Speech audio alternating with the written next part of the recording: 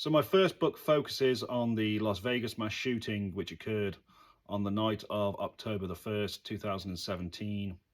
And it was a 64-year-old high roller who was known throughout Vegas that unleashed an attack from the 32nd floor of the Mandalay Bay Hotel.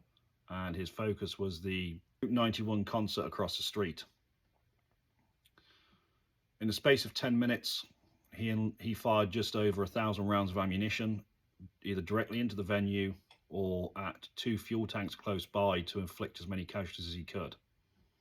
My book doesn't just draw upon evidence released by both the FBI and LVMPD. It also uses information obtained during countless interviews that I conducted with members of law enforcement who worked on the case, victims, and experts who have reviewed certain parts of the mass shooting. Along with this, I've focused a small section of the book on one of the most controversial aspects of the whole entire incident, which is the wounding of the unarmed hotel security guard, Jesus Campos, on the 32nd floor right outside the shooter's room. The reason that I've focused on Campos's wounding is primarily because there has been 3 different time frames for him being wounded, and the evidence used to construct each timeline doesn't seem to make sense.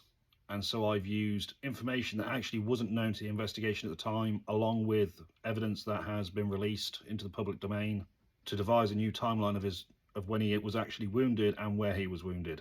My next video will be on the Campos conspiracy chapter, which is obviously focusing on the Jesus Campos, and I'll look at some of the evidence that was used by the original investigation to construct their timelines and at the evidence that I used to construct mine.